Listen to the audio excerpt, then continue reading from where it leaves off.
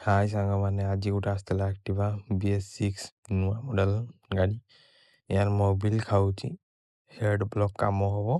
ଏବେ ଡିଗିକୁ ଉଠେଇଦେଲେ ଫଟାଫଟ ତାର ଯେତିକି ସବୁ ୱାରିଙ୍ଗ ଫାରିଙ୍ଗ ଅଛି ସବୁକୁ ଖୋଲିଦେବା। ଥଟଲ ବଡ଼ି ଏକା ତ ଆଗରୁ ଯେ ପୁରୁଣା ମଡ଼େଲ ଥିଲା ସେଟା ତଳଆଡ଼େ ସୁଇଙ୍ଗାମ ମାନେ ଏକ୍ସେଲ ଲାଗୁଥିଲା। ଏଇଟା ନୂଆ ମଡ଼େଲ ଉପର ଆଡ଼େ ଏକ୍ସେଲ ଦେଇଛି, ମାନେ ଖୋଲିବା ପାଇଁ ସୁବିଧା। ମାନେ ଫିଲ୍ଟରକୁ ଖୋଲିତେ ହେବ, ତାପରେ ଯାଇକି ବାହାରିବ, ମାନେ ଇଞ୍ଜିନଟା ଅଲଗା ହେବ, ନହେଲେ ହେଇପାରିବ ନାହିଁ। ଏବେ ଫଟାଫଟ ଖୋଲିଦେବା ସବୁ ପାଇପ୍ ଫାଇପ୍ ଏକା ଖୋଲିଦେଲେ। ଏଇଭଳିଆ କିଛି ଧୂଳି ମୁଳି ହେଇକି ଅଛି।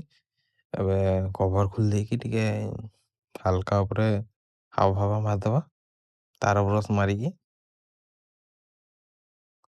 ଏବେ ହେଡ୍ ବ୍ଲକ୍ ଖୋଲି ଦିଆଗଲା। ପିଷ୍ଟନ ଦେଖିପାରୁଥିବେ କିଭଳିଆ କଣ୍ଡିସନ ଅଛି। ଏଇଟା ହେଲା ହେଡ୍।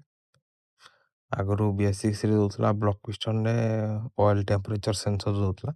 ଏବେ ଏଇଟା ଆକ୍ଟିଭାରେ ହେଡ୍ରେ ହିଁ ଦେଇଦେଇଛି ଅଏଲ୍ ଟେମ୍ପରେଚର ସେନ୍ସର, ମାନେ ଅଟୋ ସେନ୍ସର।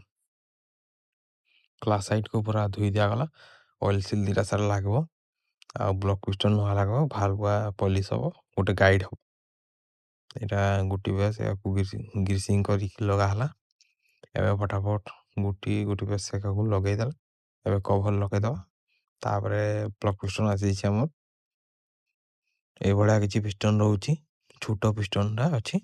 ଏବେ ଫଟାଫଟ ଫିଟିଂ କରିଦେବା। ପିଷ୍ଟନ ଲଗେଇଦେଲେ ବ୍ଲକରେ ମୋବିଲ ମାରିକି ପିଷ୍ଟନରେ ଢୁକେଇବା ଆଉ। ଏବେ ଫଟାଫଟ ଢୁକେଇଦେବା। ଏଇଭଳିଆ କିଛି ଏମିତି ରହିବ। ଆଗେ ପ୍ୟାକିଂ ଲଗେଇବେ, ତାପରେ ବ୍ଲକ୍ ପିଷ୍ଟନକୁ ଆରାମସେ ରିଙ୍ଗ ଉପର ତଳ କରିକି ଲଗେଇବେ। ହେଇଗଲା। ଏବେ ଟାଇମିଂ ଦେଖିଦିଅ, ପୁରା ସେମ୍ ରହିବ। ଗାର ତ ଏଭଳିଆ କ୍ଲିୟର ଆସୁନି, ଗାର ପୁରା ସେମ୍ ରହିବ।